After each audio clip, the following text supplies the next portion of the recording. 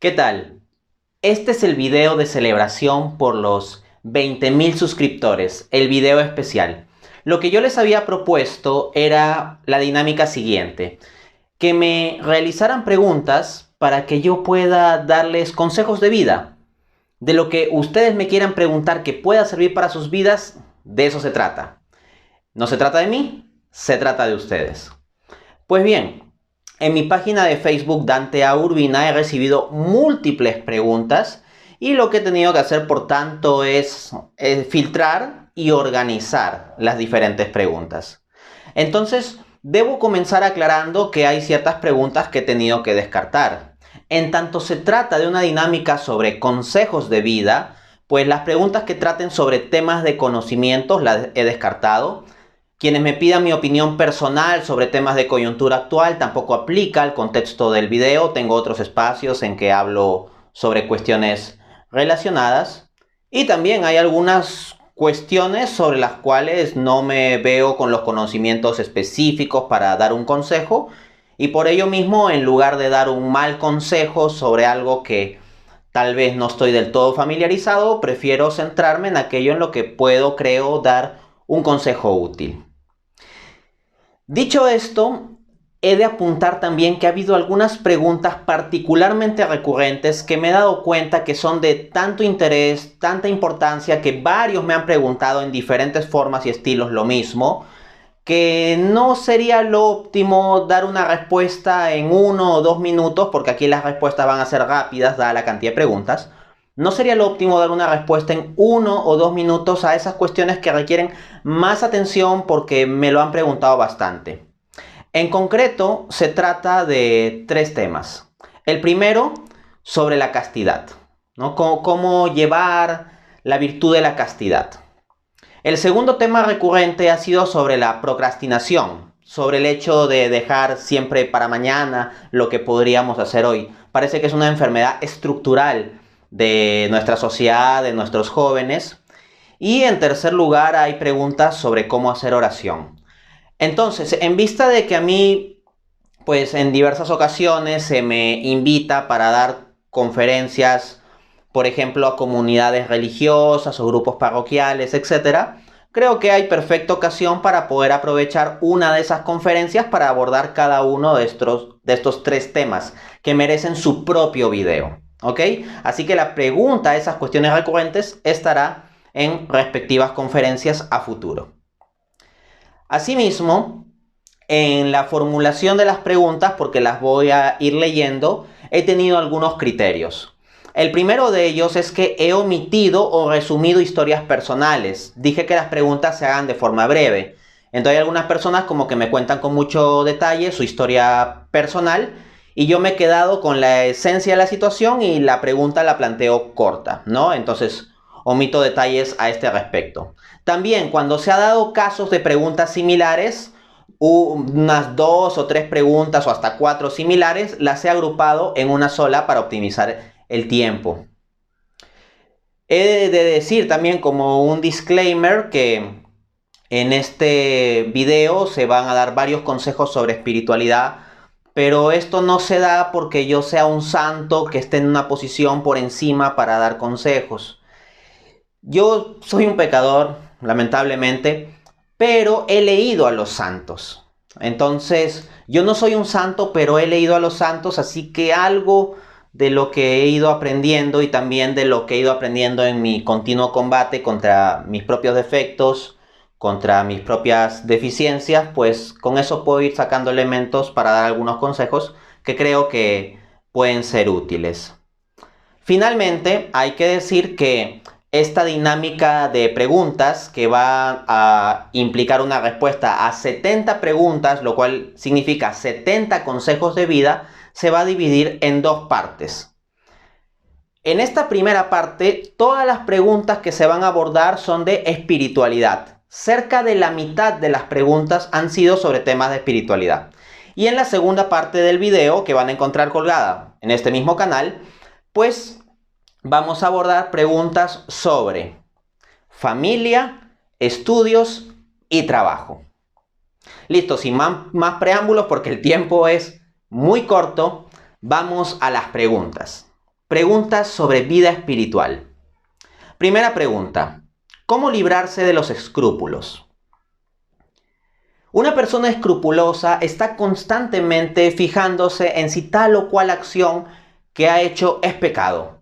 Entonces, su espiritualidad termina centrándose, girando en torno a la noción de pecado. Y eso es una enfermedad grave y hay que curarla.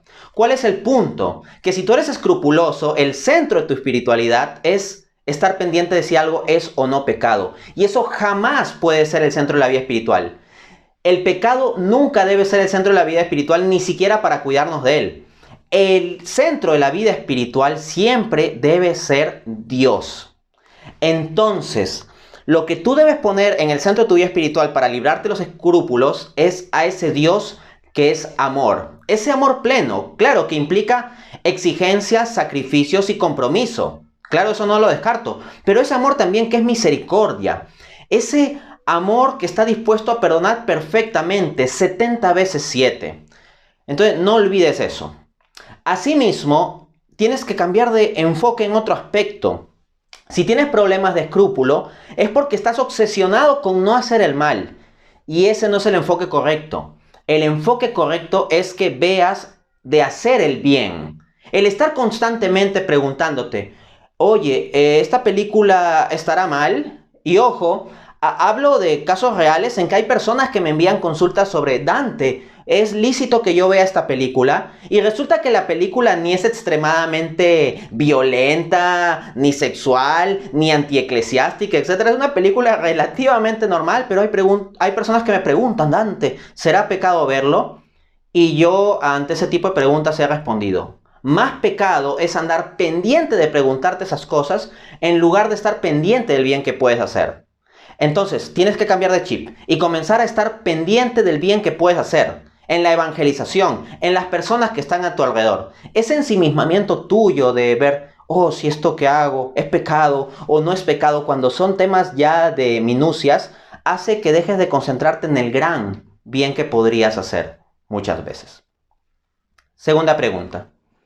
¿Cómo podemos ser más humildes y no quejarnos tanto? Bueno, para ser humilde hay que hacer cosas humildes. Esto implica humillarnos. Pero como decía el gran San Agustín, nosotros llegamos a la humildad a través de muchas humillaciones.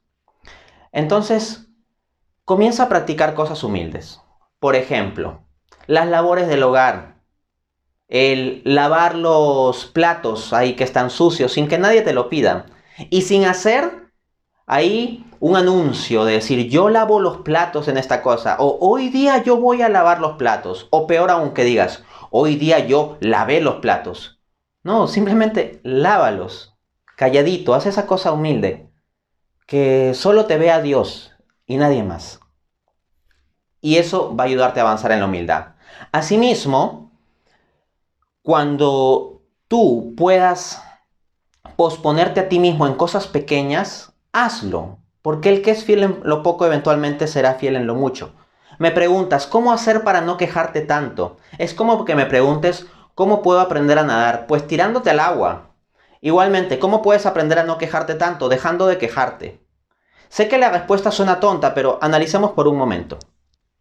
Si nos hacemos el propósito de no quejarnos y comenzamos a hacer un esfuerzo de no quejarnos, vamos a ir entrenando nuestra capacidad de cerrar la boca.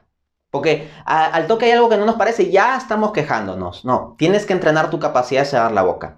Algo que podrías hacer sería llevar un papelito o crearte un chat solitario en el WhatsApp o un blog de notas o lo que sea. Y hacer lo siguiente, hacerte un compromiso de el máximo de veces que puedes permitirte quejarte en un día. Porque iniciar de frente desde 0 veces lamentablemente no es fácil si uno está acostumbrado a quejarse. Y si me están haciendo esa pregunta es porque la persona en cuestión está acostumbrado a ello. Entonces, puedes ponerte un límite y puedes decir, máximo me voy a quejar 3 veces al día. Y cada vez que te quejes, tienes que marcar. O puedes llevar un papelito ahí en el bolsillo y vas marcando. Y si de repente rebasas, al día siguiente tienes que restarle 1. Por ejemplo, si te quejaste 4 veces hoy y tu estándar es quejarte no más de 3 veces, el día siguiente solo puedes quejarte 2. ¿Ok? Y eso te va a ayudar, eso te va a ir entrenando y eso te va a hacer humilde. Pregunta 3. ¿Cuándo se debe reaccionar o callar cuando se comete una injusticia con uno? Bueno, esto es una cuestión de casuística moral, hay que ver cada caso, pero puedo aconsejar algunos criterios generales. Mira, si se te comete una injusticia que es pequeñita, pues entrénate en la humildad y no te quejes de tonterías, no te andas quejando de cosas pequeñitas. Te amargas la vida y le amargas la vida a los demás. O sea, que si no te sirvieron la presa más grande cuando están repartiendo la comida, te sientes ofendido. No te quejes de esas tonterías. Entonces, puede haber cosas incluso de las que legítimamente te puedas quejar, pero si son pequeñas, por favor, déjalas pasar. Sé humilde, entrena tu paciencia. Entonces eso, ¿no? Si la injusticia es grande, entonces cabe evaluar si uno se debe quejar, ¿no? Y en principio, si la injusticia es grande, claro, uno debería, en defensa propia, hacer valer su derecho. El propio Jesús, cuando le abofetearon en el momento en que iban para apresarlo y luego crucificarlo, cuando lo abofetearon, dijo, ¿por qué me pegas? ¿Acaso he dicho algo malo? Entonces, uno debe, pues, reaccionar cuando hay causa justa y cuando la ofensa es relevante. Evalúa con cuidado si la causa de tu enojo es justa. Muchas veces nos quejamos por cuestiones de ego y no por un valor de justicia. Eso también tenlo en cuenta. 4. ¿Qué virtudes de los padres del desierto recomiendas aplicar en una vida laica? Los padres del desierto son hombres espirituales, más o menos del siglo IV, siglo V, que se retiraban al desierto para hacer una vida de oración y mortificación.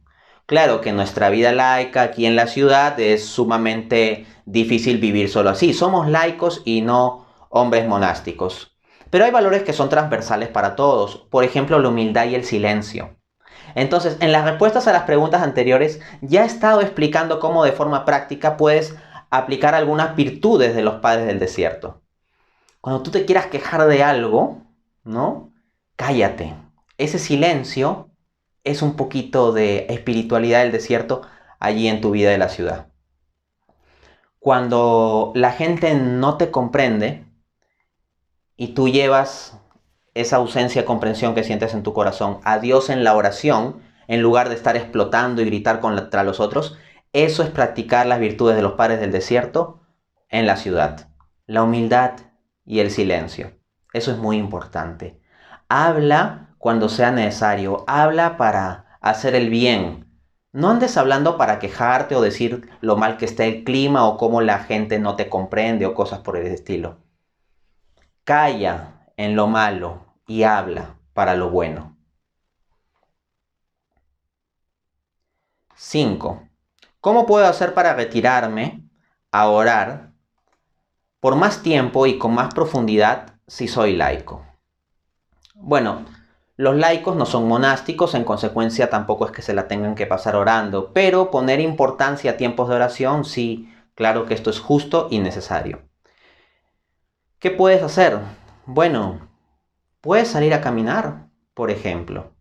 Si hay algún sitio cercano, relativamente cercano a donde vives, que sea tranquilo, puedes salir a caminar. Por ejemplo, si hay un parque muy grande, hay gente que sale a dar vueltas a ese parque grande corriendo.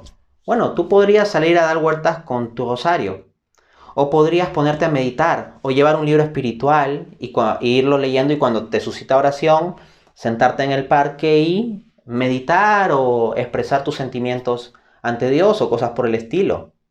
También debes tener una disciplina de ir a la adoración al Santísimo Sacramento. Si tienes oportunidad de tener una iglesia cerca de donde estás, en donde se exponga a Jesús sacramentado, ve ahí y siéntate junto con Él. Y ahí en silencio háblale. Entonces así puedes ir desarrollando una vida de oración, puedes encontrar esos momentos. O puedes fijarte un momento en el día. Así como hay personas que se fijan un momento en el día para salir a correr y nadie les molesta y esa gente disciplinadamente en la mañanita sale a correr. Pues fíjate un momento el día y puedes decir a los que viven contigo, miren, yo voy a salir a caminar O voy a estar solo en mi cuarto, o depende de lo que tú prefieras, de tal hora a tal hora, ¿no? Por ejemplo, de las 4 a las 4:30, qué sé yo. Y lo haces. Y ya está. Y con que vayas cumpliendo eso todos los días, vas a desarrollar la disciplina. 7. No, perdón, 6.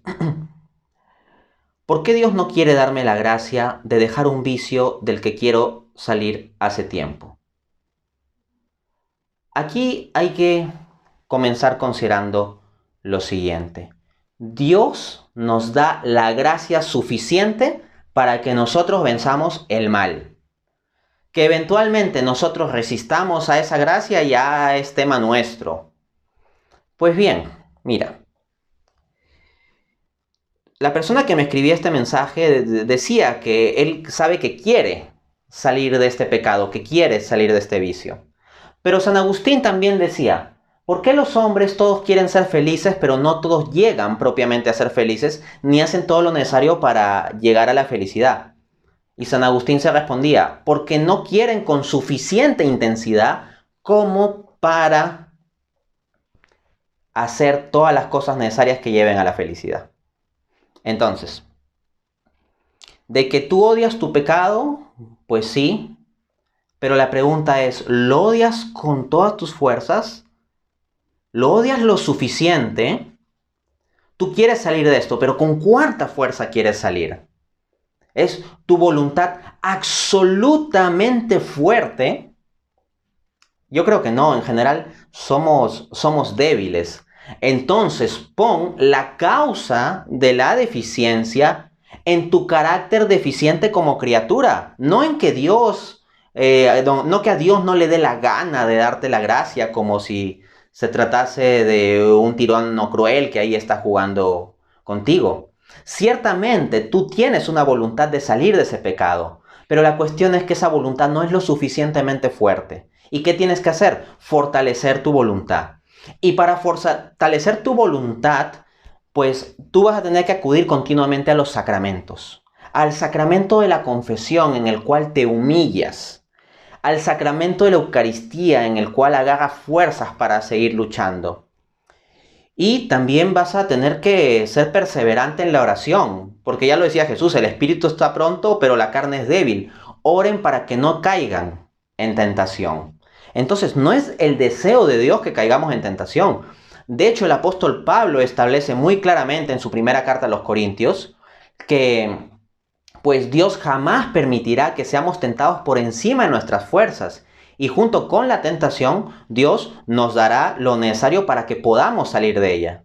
Entonces, tu experiencia, tu forma subjetiva de percibir tu experiencia personal no anula la verdad de la Escritura. Y lo que establece la Escritura es que cuando hay tentación, Dios siempre nos da el camino para salir. Y nunca va a permitir que seamos tentados por encima de nuestras fuerzas. ¿Qué implica esto? Que cuando tú sucumbes a la tentación, tendrías de todos modos la posibilidad de no haber sucumbido. Así que aquí se trata de una deficiencia en ti y no algo que Dios no te quiera dar. Ahora bien, con eso no te estoy condenando. En cierto modo, todos estamos en esta misma lucha que tú. En la lucha contra determinados pecados que son relativamente recurrentes. En la vida espiritual, los maestros espirituales hablan de esto, el pecado dominante. Y el pecado dominante es algo que lamentablemente no sucede de forma continua. Ahora bien, Dios no causa nuestra caída, pero Dios puede permitirla. ¿Y por qué Dios permite nuestra caída? Dios puede tener razones morales suficientes para permitir nuestra caída. Supongamos, por ejemplo, que la dificultad que tienes es con un problema relacionado con la castidad, ¿ok? Que es una dificultad relativamente común, a decir verdad. De hecho, la Virgen de Fátima decía que la mayor parte de aquellos que se condenan es por pecados relacionados con el sexto mandamiento, ¿no? Con el tema de la impureza. Bien, supongamos eso, ¿no? Yo pues no sé cuál es el pecado de la persona que me consulta, ni tampoco es necesario. Simplemente supongo esta hipótesis. Entonces, ¿qué pasaría si fuese perfectamente casto? ¿Quién sabe? Y tal vez caerías en soberbia espiritual. ¿Quién sabe y te creerías superior a los demás porque eres perfectamente casto y no como los otros que son impuros? ¿Qué podrías tú llegar a tomar la actitud del fariseo que no fue justificado, y alejarte de la humildad del publicano, que fue justificado. Lee la parábola del fariseo y el publicano en Lucas capítulo 18. Entonces Dios puede permitir, no causar, sino permitir estas caídas que tú tienes por tu decisión, porque te falta entrenar tu voluntad. Dios puede permitirla para que tú sigas acudiendo con humildad al sacramento de la confesión, porque la humildad es un valor mucho más importante y fundamental para la vida de santidad, porque esto lo construye Dios, no nosotros. Nosotros simplemente tenemos que estar en disposición y la humildad logra eso. Dios con esto puede hacer que tú más continuamente acudas a la Eucaristía y con más devoción y fuerza porque sabes que lo necesitas, porque en tanto más enfermo te sientes, más sientes también que necesitas de la medicina. Entonces, Dios puede estar sacando determinados bienes espirituales. Tal vez tú te fijas solo en el pecado en el que estás cayendo, pero Dios puede estar trabajando en otras dimensiones en ti. Y si tú persistes en luchar como debes hacerlo, ojo, eventualmente Dios sabrá cuándo sacarte. Y ese sacarte, pues Dios lo sabe junto con ese trabajo que Él va haciendo en ti. Y donde está implicado tu libre albedrío. Porque, ojo, no es la voluntad de Dios que peques ni que caigas, ¿ah? O sea, Dios no quiere que estés en ese pecado y te da desde ya la gracia suficiente. Pero Dios requiere ir entrenando tus disposiciones y tu voluntad a lo largo de este proceso. Así que no te rindas en tu lucha. No te vayas a rendir en esta lucha de huir de las ocasiones, de confesarte, de comulgar, de hacer lectura espiritual, de averiguar sobre cómo dejar el pecado que tengas, etcétera, etcétera. Sigue luchando con confianza en Dios, porque Dios quiere que salgas y te da la fuerza necesaria. Lo que tú tienes que hacer es entrenarte en cada vez agarrar esa fuerza y no soltarla. 7. ¿Qué puedo hacer para superar el miedo a la muerte, que ha aumentado en mí, sobre todo desde que me dio COVID? La vida no depende de ti, ni la vida depende del COVID, si nos vamos a poner a contemplar esto desde una perspectiva espiritual. El momento de nuestra muerte lo sabe Dios. Y Dios en su providencia organiza todas las cosas. Dios sabe cuándo Él tiene definido que tú vayas a morir. Y tú sabes que Dios es bueno y es misericordioso. Y Él quiere que todos los hombres se salven y vengan al conocimiento de la verdad. 1 Timoteo 2:4. En consecuencia, no estamos ante la arbitrariedad de la vida o del virus. Estamos en las manos de Dios. Tú confía en eso. Tú pon en Él tu vida. Cuando tengas estas angustias, tú simplemente dile al Señor, Señor, mi vida está en tus manos. Y yo sé que tú me amas, así que tú vas a disponer las cosas del mejor modo. Y ya está, confía en Él. Pregunta 8. ¿Qué puedo hacer si me entran ataques de pánico o ansiedad sobre dudas de fe? Bueno, si hay un tema psicológico implicado aquí y el tema es fuerte, convendría acudir a la ayuda de un psicólogo o un psiquiatra, dependiendo del caso, ¿ok? La visión espiritual de las cosas no quita los factores naturales. Ahora bien, la gracia también puede trabajar por sobre todo eso, claro está. Entonces, tú debes formarte en tu fe. En primer lugar, el hacer buenas lecturas apologéticas y espirituales es algo que te puede ayudar.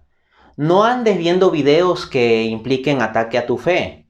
No andes sintonizando programas que impliquen ataque a tu fe. Acá, ojo, yo no estoy dando un consejo general para todas las personas. Estoy dando el consejo para una persona que tiene serios problemas de ansiedad con este asunto. En el caso de los que somos apologistas, por ejemplo, sí tenemos que informarnos bastante a este respecto, y además la gente por cultura general debería tener un conocimiento sobre los ataques a la fe. Pero si hay una persona que entra a ataques de pánico cuando ve cuestionamientos a su fe, pues yo diría concéntrate sobre todo en formarte en tu fe y haz más oración y acude al Santísimo Sacramento, porque si tú tienes la experiencia vívida de que Jesús está ahí presente en el sacramento del altar y tú lo experimentas en ti, pues esa certeza es mucho más grande que cualquier tipo de lucubración contraria. Por ejemplo, Hay personas que tienen la filosofía solipsista y que afirman que únicamente existen ellos, ¿no? Y nadie más. Y si viene un solipsista a afirmarme que solamente existe él y que yo no soy real, por más que me argumente, no va a poder convencerme. ¿Por qué? Porque mi experiencia de que yo existo es tan vívida, tan real, tan fuerte, tan primaria, que simplemente veré como malabares mentales todo lo que el otro me pueda estar diciendo. Pues bien, si tú tienes una sólida vida de fe, los cuestionamientos a la fe te van a resultar así, malabares mentales. Pero para eso necesitas formarte en apologética y vivir la espiritualidad con oración y acudiendo al sacramento de la Eucaristía. Pregunta 9. ¿Cómo puedo hacer para desarrollar mi fe si es que soy un agnóstico que ascribe el tomismo? La persona que me consultaba esto me presenta un caso interesante, ¿no? Me dice que él filosóficamente es tomista, pero no siente el don de la fe y se encuentra en un agnosticismo. Bueno, amigo, si estás en un agnosticismo, es que estás abierto a la idea de que Dios pueda existir o no existir. En ese caso, yo te sugiero que hagas una oración hipotética todas las noches o todas las mañanas, como tú lo veas conveniente, pero sé perseverante en esta oración y decir: Señor, si existes, permíteme conocerte. Entonces esa oración se abre a la posibilidad, porque si no existe, pues no existe, y si existe, eventualmente abrirá los caminos para que tú le conozcas. Y como existe, Él lo va a hacer. Pero tú ponte en disposición. Ábrete intelectualmente a esa posibilidad de la fe. Y Dios se va a encargar, porque esta gracia es algo que Él va a poner. Pero tú ábrete a ello para que no resistas a esa gracia, sino que la sigas, la asientas. Y vas a ver cómo vas a llegar a una vida muy plena. Haz esa oración del agnóstico. Señor, si existes, permíteme conocerte. Pregunta 9. ¿Cómo puedo hacer para... no, esta ya la tratamos, sí, la 10. ¿Cómo hacer para mantenerse firme en la fe pese a leer a tantos autores anticristianos? Pues bien, es sumamente importante leer a autores anticristianos. Yo he leído a muchos autores anticristianos. Yo no leo manuales de historia de la filosofía, yo me leo directamente a los filósofos. Y la razón por la cual yo llegué a convencerme de la fe católica fue una dinámica en que yo leía toda la literatura disponible para destruir intelectualmente al catolicismo. Ahora bien, ¿es esto recomendable para todas las personas? No. Precisamente, si uno encuentra que entre muchas dudas de fe, en pánicos de fe, en lugar de andar pendiente a autores anticristianos, primero lee más autores cristianos. Hay tanto católico que yo lo veo, por ejemplo, preocupado con cuestionamientos sobre su fe y que nunca ha leído el catecismo. Y varias de las dudas de fe que tiene ya están respondidas en el catecismo. Hay múltiples cristianos que tienen dudas en general que se les plantean sobre la Biblia y a veces ni han leído con detalle sus Biblias. Hay muchos que se preocupan por las objeciones que ponen los ateos, pero no se han puesto a buscar a fondo libros, videos, conferencias, etcétera, de respuesta a esos argumentos ateos. Entonces, céntrate más en leer a los autores que alimenten tu fe. Y ya con una fe fortalecida, podrás ir a leer a los autores anticristianos. Pero ahorita, si te entran esos ataques de dudas, no le des tanta atención a eso. Hay personas que están más formadas en la fe, hay personas que han leído esos autores anticristianos. Por ejemplo, mi caso. Pregunta a esas personas, comparte tus dudas en lugar de quedarte con ellas ahí y ensimismándote. Asimismo, la mejor forma de mantenerte firme en la fe es teniendo una vida de fe. Tienes que comenzar a vivir la fe. Este no es simplemente un asunto intelectual de argumentos o dudas. Eso es la apologética. Pero la fe es algo precedente y trascendente a lo que es la apologética. La fe es un don de Dios que está en nuestro corazón y que debemos acoger y procurar guardar y llevarlo a la práctica en obras, viviendo. Entonces eso, para que no tengas dudas de fe, vive tu fe. Por ejemplo, alguien puede venir a argumentarme de que yo no estoy vivo o que no me puedo mover, pero en la medida en que me siento vivo y me muevo, no importa cuánto me argumenten que no estoy vivo o que me digan que no me puedo mover, no tiene sentido, pesa nada frente a la evidencia de que me siento vivo y me muevo. Pues eso mismo aplica no solo para la vida corporal, sino para la vida espiritual. Ten vida espiritual y vas a ver cómo vas a avanzar. Pregunta 11. ¿Se puede ser realmente bueno sin ser católico? Acá tenemos que distinguir dos niveles del bien. El bien natural y el bien sobrenatural. Hay ciertas cuestiones de bien natural que los seres humanos en cierta medida pueden hacer. Incluso hay ateos que pueden ser honrados en su trabajo y genuinamente amar a sus hijos. Pero eso no es de por sí suficiente para que alcancen salvación eterna. Asimismo, un ateo no podría cumplir el primer mandamiento de amar a Dios por sobre todas las cosas porque no cree en Él. Entonces, hay determinadas virtudes que se orientan hacia lo sobrenatural. Y nuestra mera naturaleza, más aún cuando está herida por el pecado, no va a poder ejercer esas virtudes. Y menos perseverar en las mismas. Entonces, para esto se requiere de la ayuda de la gracia. Ahora, como decía Jesús, el Espíritu sopla por donde quiere. Y yo creo firmemente que la Iglesia Católica es la Iglesia de Jesucristo. Pero eso no quita que Dios en su bondad y su compasión, con su Espíritu Santo, pueda brindar gracia fuera, digamos, de los muros institucionales de la Iglesia. En ese sentido, se puede hallar operación de la gracia antes de Jesucristo y se puede hallar también ciertas operaciones de la gracia en personas que están fuera de la Iglesia. Pero en el caso de la fe católica, lo que nosotros tenemos es la gigantesca ayuda de los sacramentos. Véase cómo en la respuesta a las primeras preguntas para la lucha contra los vicios, que los cristianos tenemos luchas contra nuestros vicios, también luchamos. Bueno, ¿en qué he puesto énfasis yo? En sacramentos, confesión y Eucaristía.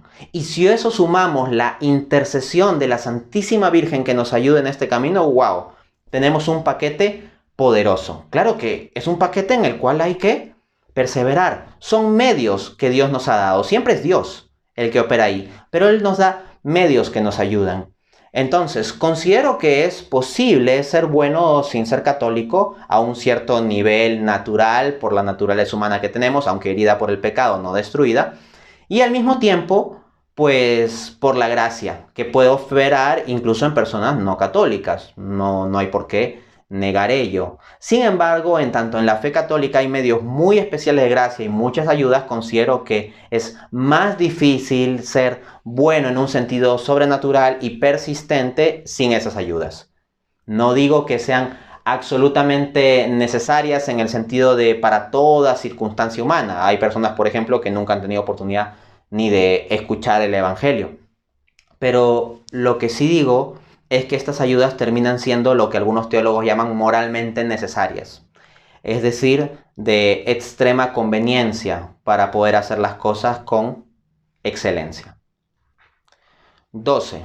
¿Cómo ser constante con los sacramentos sin dejarse llevar por el desánimo? Siendo constante. Sé, de nuevo, la respuesta suena tonta, pero el punto es el siguiente.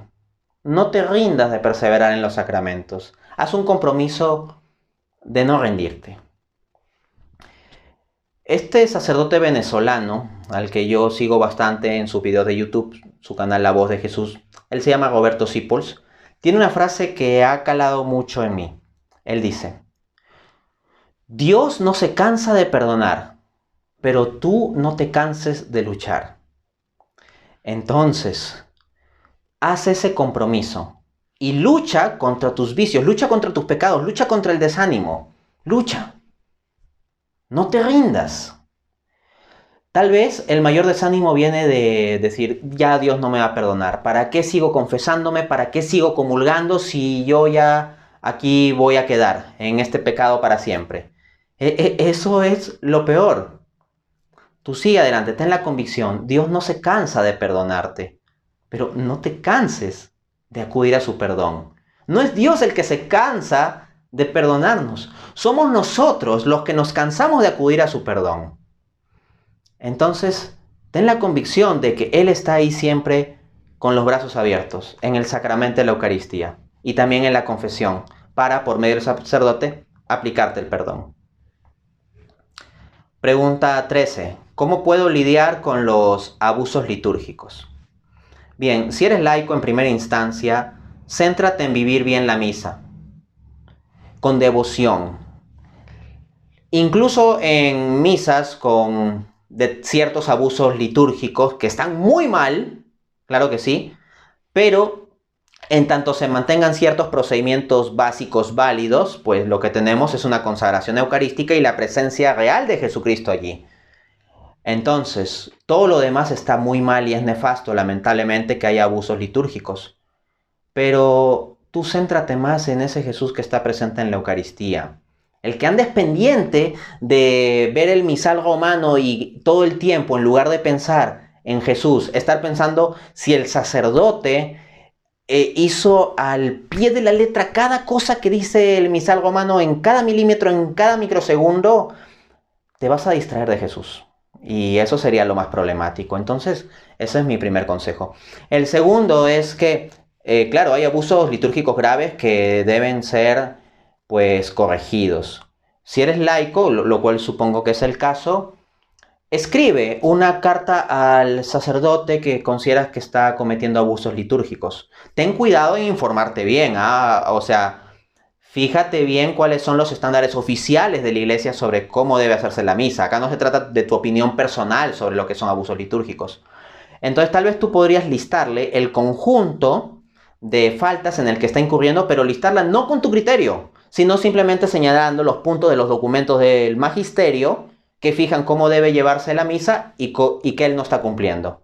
Lístalos, simplemente haces esa lista y pones un preámbulo diciendo que te diriges con mucho respeto y con mucho amor y que quieres solicitarle por favor atienda a estos elementos que es muy importante para llevar dignamente la liturgia, etcétera, etcétera. Y procura hacerle llegar la carta.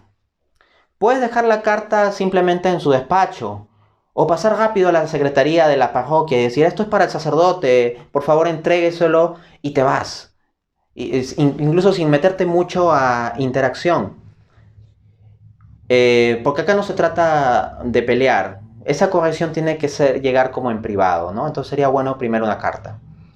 Para que el sacerdote pueda leer solo y reflexionar. Porque si tú vas a enfrentarlo de tú a tú, más bien lo que va a hacer como todo ser humano natural, a menos que sea muy virtuoso, es reaccionar inmediatamente. Y eso no va a ayudar a las cosas. Ya si con lo de la carta no funciona, pues puedes procurar hablar personalmente con él. Y si esto persiste y encuentras que hay otras personas de la comunidad que también se dan cuenta de esto, pues podrían decirle que por favor arregle esos detalles o podrían tener que informar al obispo. Y si esto persiste, pues habrá que informar al obispo, ¿no? Bien, pregunta 14. ¿Qué debo hacer para vivir con más devoción la misa? Mira, los jugadores de fútbol cuando van a la cancha, no es que entran directo, que están sentados en la banca y entran a jugar. Están calentando, se ponen a calentar antes de entrar a la cancha. Si tú quieres vivir con más devoción la misa, calienta.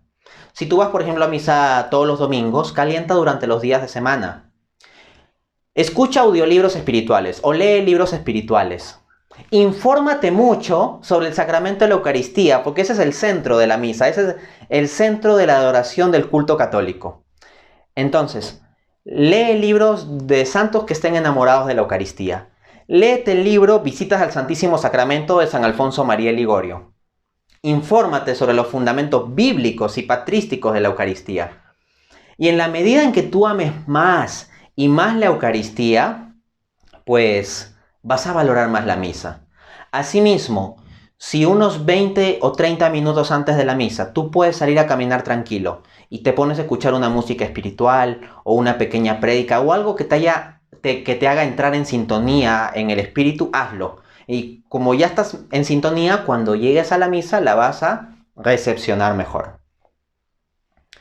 Pregunta 15. ¿Cómo puedo suscitar interés por los sacramentos en un familiar protestante? Bien, ama los sacramentos. Ámalos con todas tus fuerzas y procura participar del mejor modo en ellos y ábrete para que esos sacramentos transformen tu vida. ¿Por qué? Porque si tu familiar protestante ve de repente que tú comienzas a hacer fuertemente transformado y que hay algo diferente en ti. Y cuando tú le manifiestes que lo que está haciendo la diferencia en tu vida es los sacramentos, por ejemplo, el comulgar, la persona puede abrirse a la posibilidad de que tal vez sí hay algo real allí y no es meramente un símbolo. Si es que no sería algo peor, porque hay algunos protestantes que tienen unas concepciones muy negativas sobre el sacramento del altar. Pero bueno, entonces tú haz eso. En la medida en que vivas más intensamente los sacramentos y transformen tu vida, vas a llevar a que esa persona eventualmente se pregunte al respecto.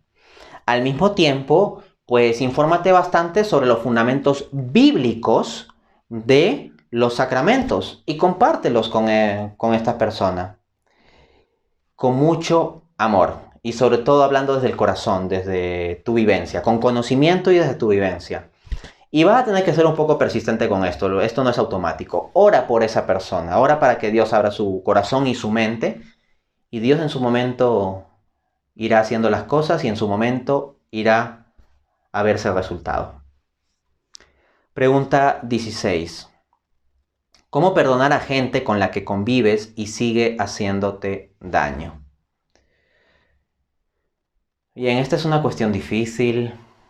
Como decía San Francisco de Asís en una oración o una oración atribuida a San Francisco de Asís. Oh Señor, no te pido amar, no te pido ser amado, sino amar. No te pido ser comprendido, sino comprender. No te pido ser perdonado, sino perdonar. Esta oración se conoce como la oración de la paz, ya la oración de la paz de San Francisco de Asís. Búscala. Y en las mañanas órala todos los días. Oh Señor, hazme un instrumento de tu paz. Así comienza la oración.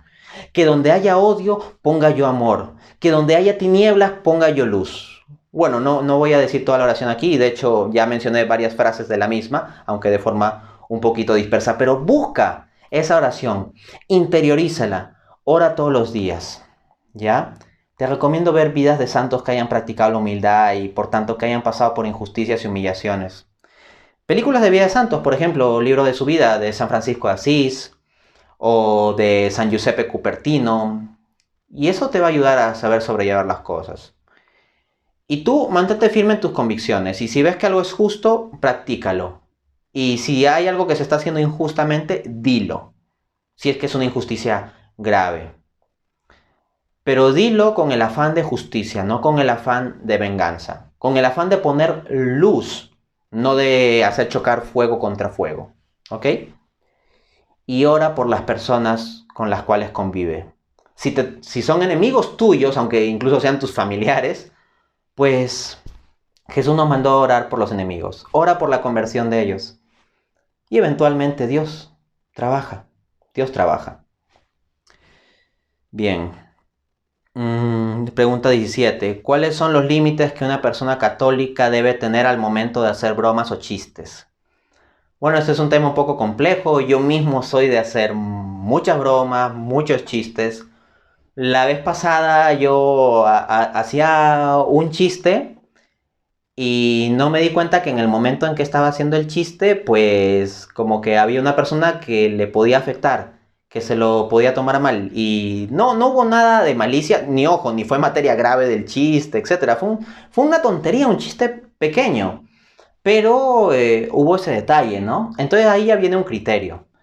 Si nos damos cuenta que una determinada broma o chiste puede hacer sentir mal a alguien, pues por caridad abstengámonos, ¿no? Al mismo tiempo ver con quién hacer el chiste, o sea, cuando estamos entre amigos, en confianza, pues podemos decirnos múltiples cosas y sabemos que no nos lo decimos en mal plan, pero si no es una persona con la cual haya confianza, pues ahí hay que tener cuidado. Y esto es importante en un contexto de reuniones, en el cual tú puedes estar con varias personas, unas personas con las que tienes más confianza y otras con las que no tienes tanta confianza. Entonces ahí hay que ser prudente. El hacer chistes a sí mismo que glorifiquen vicios, porque hay muchos chistes que glorifican vicios como el orgullo, la envidia, el egoísmo o la impureza, pues no es conveniente porque nos hace que nos sigamos enraizando en la mentalidad del mundo. Por ejemplo, varios de los chistes que yo hago es en el fondo para hacer crítica mordaz o ironía contra ese tipo de pensamiento contra esos vicios. O sea, incluso utilizo los chistes para combatir cosas malas. Así que uno puede hacerlo. Esa es una forma de aplicar la ironía socrática de forma cristiana. Pero hay determinados chistes que en lugar de combatir el vicio, lo que hacen es como resaltarlo, ¿no? Esos chistes donde el tipo inteligente, el capaz es el vicioso y el tipo tonto es el virtuoso, pues no es algo que convenga mucho. En cambio, si podemos hacer mofa del vicio, eso está muy bueno. Bien. Pregunta 18. ¿Cómo podemos discernir, vida consagrada o matrimonio, aquellos a los... nuestra vocación? ¿Cómo podemos discernir nuestra vocación, vida consagrada o matrimonio, aquellos a los que no nos ha funcionado ninguna relación? Bien, la clave es esta. La vocación es un llamado, es algo positivo. Ese enfoque implicado en la pregunta, aquellos a los que no nos ha funcionado ninguna relación, voy a decirlo de frente, es como cuando te encuentras, por ejemplo, alguna chica que dice, ya tantos hombres que me han engañado y me he ido tanto en el amor, o que nadie me quiere y no he podido estar con nadie, etcétera, me voy a meter de monja. O hay hombres también, ¿no? Ah, tantas chicas que me han engañado, o otro dice, ay, ninguna chica me hace caso, o esta chica no me hace caso, me meteré de cura. Entonces, ese enfoque de discernir nuestra vocación bajo la premisa de que no nos ha funcionado ninguna relación, no es el enfoque correcto.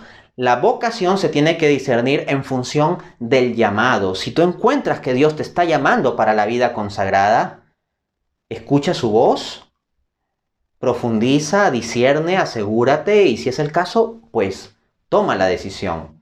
Pero si más bien Dios no te llama para esa vida, sino por ejemplo para el matrimonio, pues tú persevera y encomienda las cosas a Él. Jesús prometió en Mateo capítulo 6, buscad primero el reino de los cielos y todas las demás cosas te serán dadas por añadidura. Entonces, ¿no encuentras la pareja para casarte? Dios la va a encontrar.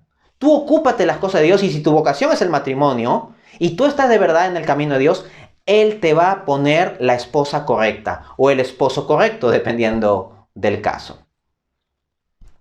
Ponlo en manos de Dios. Piensa en positivo de lo que Dios quiere darte o aquello a lo que Dios te llama, y no en términos de, oh, no me funcionó ninguna relación.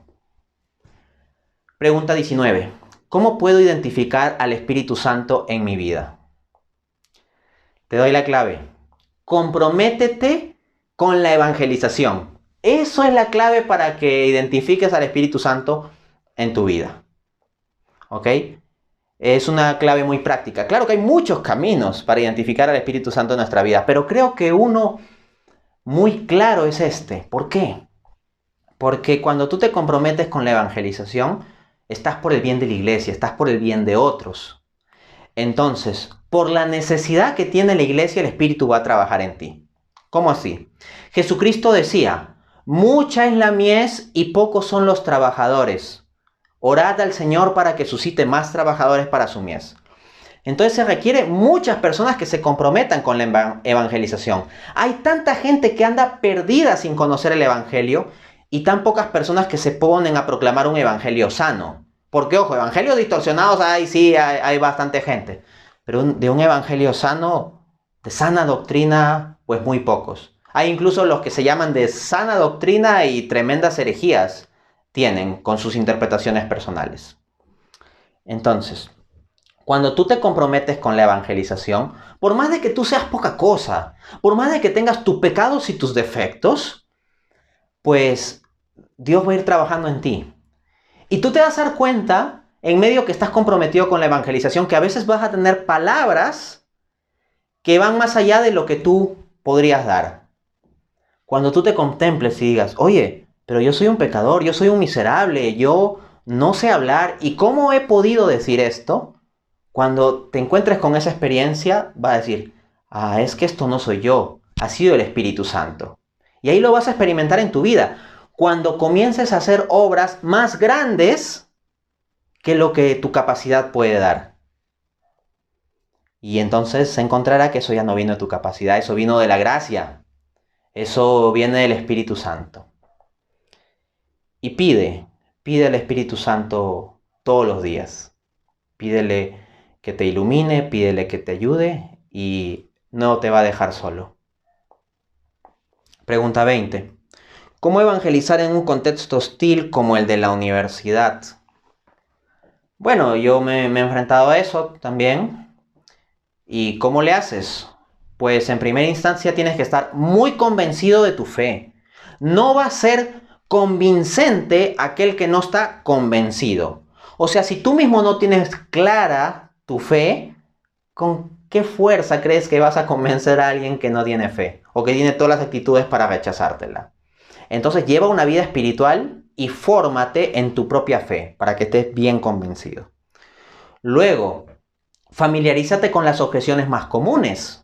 En el mundo universitario no es que hay cada listillo que saca una objeción inteligente diferente. Raramente sucede eso, pero por regla general los universitarios suelen repetir el mismo grupo de objeciones contra la religión. En consecuencia, trata de capturar cuáles son esas principales objeciones y busca en internet respuestas de buenos apologistas sobre tales objeciones. No hay objeción que sea común en el mundo universitario y que no haya apologistas que las hayan tratado bien, ¿ok? Que las hayan refutado bien. En consecuencia, tú mira eso, las objeciones más comunes, tengan las respuestas listas y comienza a dar respuesta. Y hazlo con seguridad y hazlo con conocimiento, para eso tienes que leer. Y en la medida en que tú vayas haciendo eso de forma cada vez más continua, de lo que al comienzo te tenían burla, eventualmente te van a tener respeto. Y hay quienes se van a acercar a la fe por causa de tu perseverancia. Así que hazlo. Pregunta 21. ¿Cómo puedo afrontar el odio del mundo por mostrar la verdad de Dios? Regocíjate. Jesús decía en el Evangelio, regocíjense cuando el mundo los odie y los insulte por causa mía, por causa de predicar el mensaje de la verdad. Entonces eso, el mundo dio a Jesús. ¿Qué va a quedar para nosotros entonces? Si él, el leño verde, fue odiado, nosotros el leño seco, pues con más razón. En consecuencia, tú identifícate con la cruz de Cristo. Ese odio que el mundo tiene contra ti por predicar el mensaje de verdad es una participación que tú tienes de la cruz de Cristo. Y tú ofreces ese dolor por la salvación de las almas. Apóstol Pablo dice en Colosenses 1:24, completo en mi carne lo que falta de los sufrimientos de Cristo por su cuerpo que es la iglesia. Entonces eso, cuando sientas ese odio, tú responde con amor y responde con oración. Padre, perdónalos porque no saben lo que hacen. Decía el gran Fulton Sheen,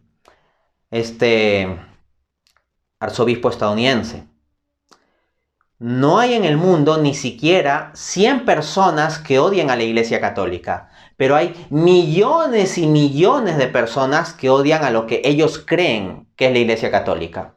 Entonces, la mayor parte de personas que odian la verdad de Dios no tienen suficiente conciencia al respecto. En gran parte odian lo que ignoran. Entonces tú únete a la cruz de Jesús y cuando veas eso, pide por ellos. Padre, perdónalos porque no saben lo que hacen y ora por la conversión de esas personas. Esos eventualmente pueden ser hasta tus enemigos si te ataquen. Ora por tus enemigos.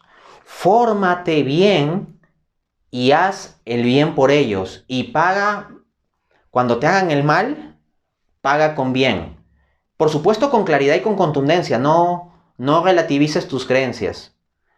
Pero págales con bien, págales con la verdad.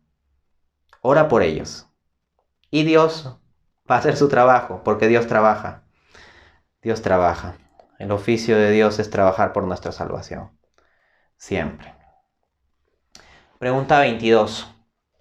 ¿Qué puedo hacer para defender mi fe si siento inseguridad por tal vez no saber responder algo? Bien. Es difícil, bueno, seamos sinceros, es imposible que alguien tenga la respuesta de todas las cuestiones. Eventualmente te podrán plantear un tema sobre el cual no tienes una respuesta. Si es así, sé humilde y di, bueno, en estos momentos no tengo una respuesta para la objeción que me estás planteando.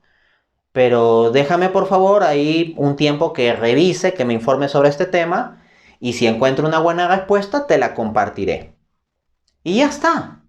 Entonces, tú fórmate en tu fe y responde con claridad y contundencia todo lo que puedas responder.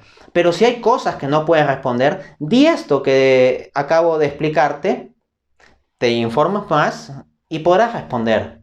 Ayúdate cuando sean cuestiones particularmente difíciles de personas que se dediquen, por ejemplo, a la apologética, a la defensa de la fe. Hay múltiples páginas de Facebook y de YouTube, etcétera, que se ocupan de esos temas. Seguro estarán contentos de echarte una mano. Yo también, en la medida de mis tiempos, trato de echar una mano a las personas con videos como este o videos como mi programa de respuestas apologéticas o las consultas que respondo en Spotify, etcétera. Lamentablemente no me alcanza el tiempo, yo quisiera hacer muchísimo más, pero bueno, trato de hacer algo útil, aunque sea poco. Bueno, pregunta 23. ¿Qué puedo hacer si soy catequista y me pongo muy nervioso cuando tengo que dar temas más profundos a personas mayores? En primer lugar, tú no tienes que inventar la pólvora, tú no tienes que crear tu propia doctrina. Si tú eres catequista, lo que tú haces es transmitir el depósito de fe. En consecuencia, no tienes que inventar nada. Simplemente toma las fuentes del magisterio de la iglesia y expon eso. Para ello yo te recomiendo mucho que utilices citas de documentos de los magisterios. Prepara diapositivas o prepara apuntes, porque en la medida en que tú tienes que hablar de la nada y explicar un tema de la nada, ahí es donde te puedes poner más nervioso. Pero si tú tienes muy claros tus apuntes, entonces explicas y expones con los apuntes. Luego, que eventualmente te podrán hacer preguntas difíciles que no vas a saber bien cómo responder, aplica la misma técnica que expliqué en la respuesta a la pregunta anterior. Es decir, responde con contundencia y con claridad todo lo que puedas responder. Y si hay algo que no sabes responder en el momento, di, bueno, disculpa, en este momento no tengo una respuesta clara a tu pregunta, pero déjame que voy a revisar sobre el tema y en la próxima catequesis, si encuentro una buena respuesta, te la comparto. Y ya está. Ten la humildad de decir eso y ten el compromiso de formarte y lo vas a hacer bien. Utiliza muy bien tus fuentes y organiza muy bien tu exposición. Ten fichas de tus ideas clave o esquemas o mapas, etcétera, para que todo esté muy organizado y no necesites improvisar. Porque cuando necesites improvisar es ahí donde te vas a poner más nervioso. Entonces tenlo todo bajo control desde antes. 24. ¿Cómo convencer a los hombres de una zona rural a que pasen de estar en unión libre a casarse por la iglesia? A nadie le va a interesar casarse por la iglesia si es que no cree propiamente en la fe de la iglesia, ¿no? La persona que me comenta esto dice que a las mujeres se les puede persuadir sobre la necesidad de casarse por la iglesia, pero que muchas veces los maridos son los que son duros. Entonces, claro, porque la primera estrategia que yo diría es, trata de persuadir al otro cónyuge, por ejemplo, a la mujer para que convenza al varón. Pero si ya esa vía no está dando mucho resultado, pueden ser hombres particularmente endurecidos por ciertos prejuicios o actitudes que tienen, pues entonces hay que comenzar una labor de evangelización que vaya al centro. Primero, que se crea en Dios encarnado en Jesucristo y Jesucristo que nos ha dejado la iglesia. Y una vez que se crea eso, la persona naturalmente va a querer casarse por la iglesia cuando entienda eso. En otras palabras, en lugar de focalizar la predicación o la actividad en conseguir el objetivo específico de que se casen, lo que yo te diría para que esto sea efectivo, dada la dureza que estás encontrando en la respuesta, es haz una labor de evangelización más de base sobre el evangelio, sobre el centro del evangelio. Y cuando ellos crean en Dios encarnado, en Jesucristo que nos ha dejado a su iglesia, pues ahí lleva el otro tema.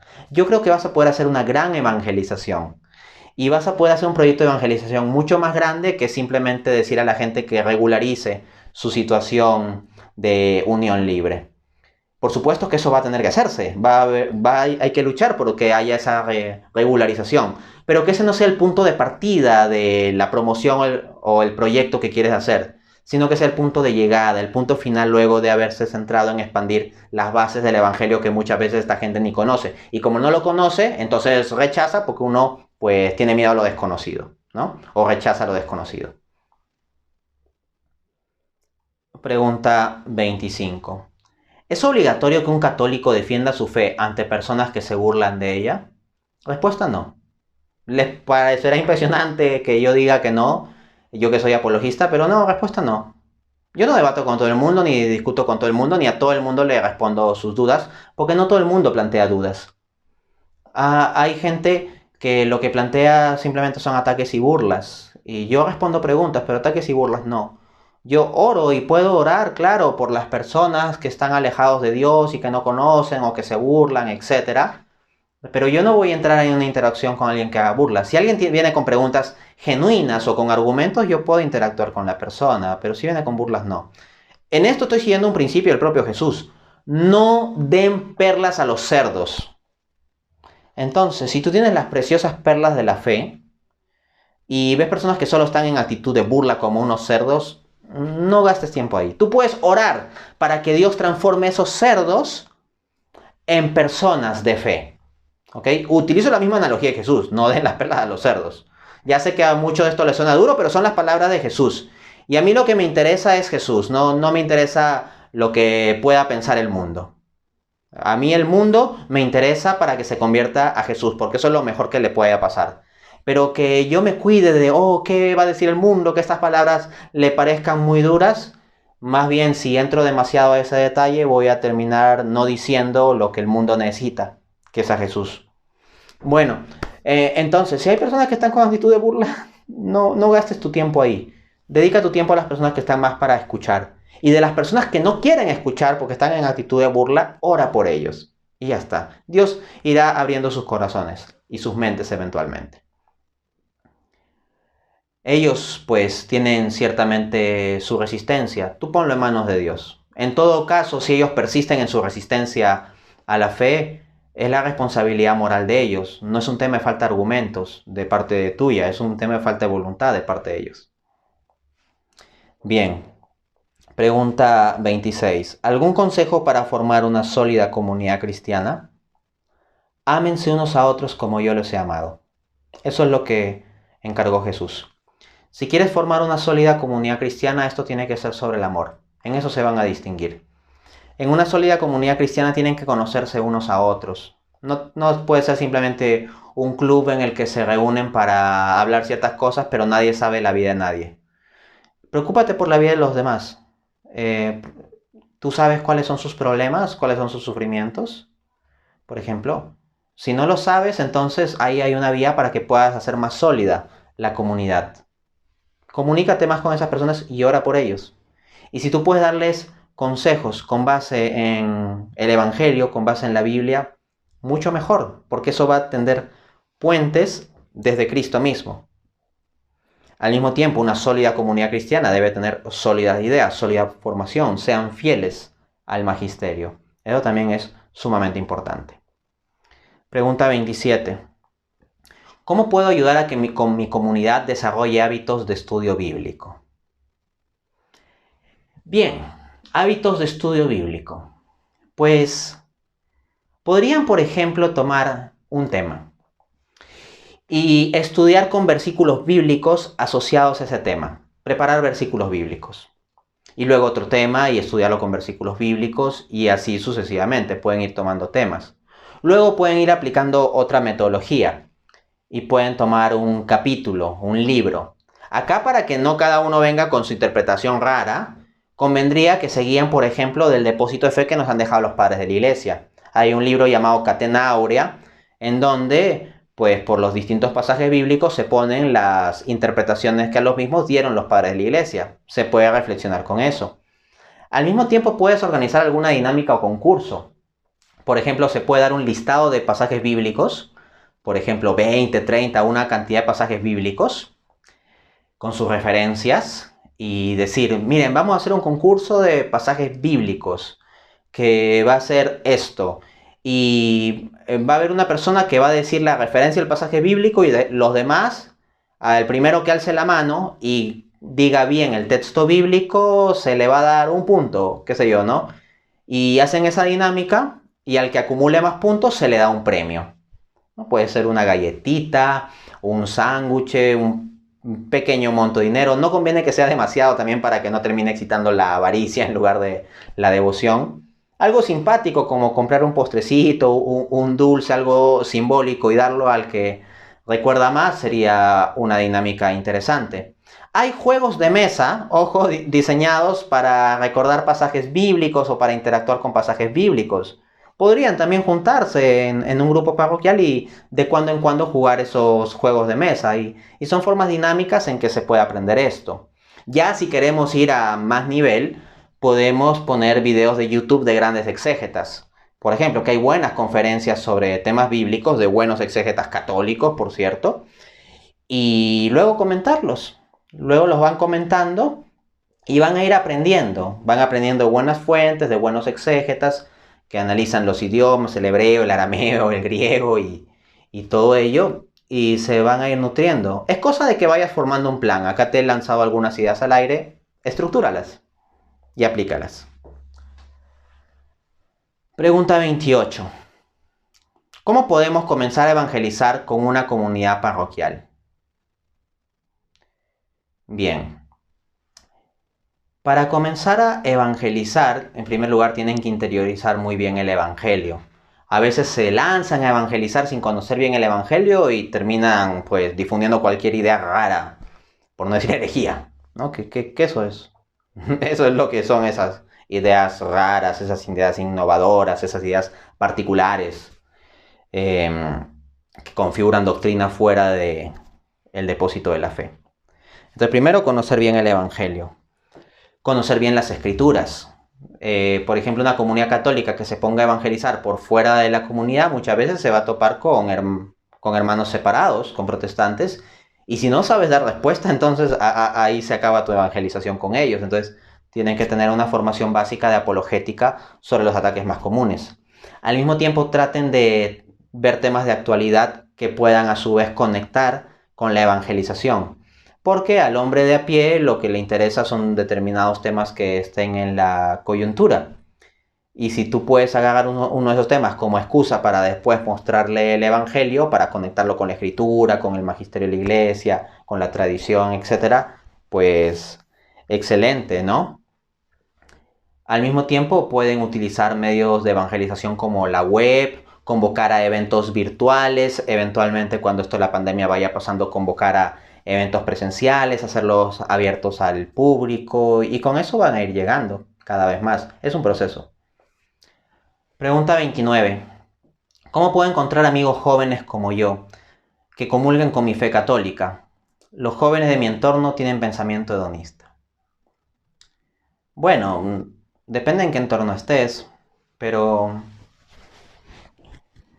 esto es algo que pues vamos a de todas maneras enfrentar muchas veces los cristianos, especialmente los jóvenes. Yo cuando he estado en mis épocas de colegio, de universidad, múltiples veces me he sentido así. O sea, me he sentido casi como la única persona que tiene estas creencias y estas convicciones y es un camino sumamente solitario. Pero bueno, si el mundo está contra la verdad, pues yo estoy contra el mundo y si me tengo que quedar solo por ello, pues me quedo solo, porque en esa soledad respecto al mundo tengo la mejor de todas las compañías, que es la de Cristo. No obstante, el construir comunidad es importante y yo no sugiero un esquema de un cristianismo solitario, es una experiencia que yo he pasado bastante, pero no es lo óptimo ni es un modelo. Simplemente digo como referencia mi situación que he tenido sobre esta problemática, en el sentido de animar, o sea, yo también he pasado por esto. Bueno, ¿qué puedes hacer? En primera instancia, sí hay personas que comulgan con tu fe católica. Encontrarlas va a ser un poco difícil, pero tienes que saber dónde buscar. Si por tu entorno te refieres a tu salón de clases, si por tu entorno te refieres simplemente a tu grupo familiar o a tu barrio, a tus amigos del vecindario, etcétera, claro, no hay nada a priori que vaya a decir que vayan a comulgar con tu fe católica. Pero en cambio, si vas a un grupo parroquial, vas a encontrar personas así. Ojo, te digo unas estadísticas a grosso modo. De un grupo parroquial de 50 personas de muchachos de confirmación, por ejemplo, como 48 van a ser gente superficial que no tiene conciencia del sacramento, ¿ya? Y que no están verdaderamente comprometidos con la fe católica. Pero sí vas a poder encontrar como unos 2 que sí tienen interés y compromiso, ¿ok? Si tú vas a un grupo parroquial que sea distinto a algo de confirmación, normalmente te vas a encontrar a personas mayores, pero si eventualmente encuentras a alguien joven, a un chico, una chica joven o relativamente joven, vas a poder hacer amistad. Al mismo tiempo, por medio de redes sociales puedes conocer a personas. En mi caso, yo pues ahí participo de algunos grupos con amigos, así que tenemos interés por la apologética, y eventualmente nos encontramos con que varios estábamos en Lima, Perú. Y de ese grupo, que era de bastantes personas, ¿sabes? Era un grupo como de más de 100 personas. Habían algunos que estábamos en Lima, Perú, que es donde yo vivo, y dijimos, oye, ¿qué tal si nos juntamos uno de estos días? Y nos juntamos por el centro de Lima, llegamos como unos 5, más o menos, y fue tan bonita la experiencia juntarnos y encontrar otras personas que comulgan con nuestra fe, que eventualmente eso se convirtió en una dinámica recurrente y cada cierto tiempo, cada ciertas semanas nos seguíamos juntando. Pero yo pues me contacté a estas personas o me encontré con estas personas a partir de un buen grupo de WhatsApp sobre apologética. Entonces, eso, o sea, eventualmente si tú participas de este tipo de círculos virtuales, te vas a encontrar con personas de tu localidad o que viven no muy lejos y júntense, por ejemplo, para ir a misa y después irse a almorzar o para tomarse un té o qué sé yo, ¿no? Pregunta 30 y que es la última de nuestro bloque de espiritualidad. 30. ¿Cómo puedo dejar de sentirme acomplejado por mi raza? La he puesto en espiritualidad porque esto es algo que toca al espíritu de la persona que se siente acomplejado. ¿Qué decirle? No hay necesidad de que te sientas acomplejado por tu raza. Eso no importa. ¿Sabes qué es lo que importa? Lo que importa es si eres bautizado o no. Si eres bautizado, eres hijo de Dios. Y si eres hijo de Dios, ¿qué interesa la raza que tengas? Lo más importante es que eres hijo de Dios. Eso te da una dignidad absoluta. Y en caso no seas bautizado, también importa mucho porque entonces tu prioridad no es el tema de tu raza. Tu prioridad es buscar el bautismo. Ser hecho hijo de Dios por medio del bautizo. ¿Ok? Eso es lo primero. Ahora, por darte algunos consejos prácticos. Es que, vamos, hay personas de distintas razas y en toda raza hay gente bien parecida, hay gente inteligente, hay gente divertida. Vamos, tenemos superestrellas de Hollywood que son de distintos grupos raciales. Entonces el solo hecho de la raza no es algo por lo cual tengas que acomplejarte para nada. Más bien, lo que tú tienes que hacer es ser excelente. Vístete bien. Hazte un buen corte de cabello, que se te vea bien. ¿Ok? Mantén muy bien tu aseo personal. Preocúpate por tu apariencia, sin obsesionarte. Pero sí, ten una buena apariencia. Haz ejercicio. Come saludablemente. Y también alimento para el cerebro. Es decir, ten buenas lecturas. Sé una persona culta para que tengas algo interesante que decir en las reuniones. Apréndete algunos chistes. Trata de seguir algunos videos que te enseñan ciertas técnicas de cómo ser más carismático. Y entonces, en la medida en que tú seas una persona inteligente, carismática, que está bien vestido, que tiene un buen corte de cabello, que está bien aseado y que es seguro de sí mismo, y la mayor seguridad te la puede dar tu fe en Cristo, poner tu vida sobre la roca. Si tú tienes todas esas características, no tienes por qué acomplejarte por tu raza. Si eres hombre, voy a decir que con esas características, no importa la raza que tengas, vas a ser un macho alfa. Y si eres un macho alfa cristiano, pues paquete completo, ¿ok? Así que enfoca en eso tu vida, amigo. Y ya está, no te preocupes por cosas menores. Bien, esos son los 30 consejos de vida que surgen como respuesta a preguntas sobre espiritualidad. Nos vemos en la segunda parte de este mismo video que va a estar en este mismo canal de YouTube con respuesta a preguntas sobre familia, estudios y trabajo. Nos vemos allí.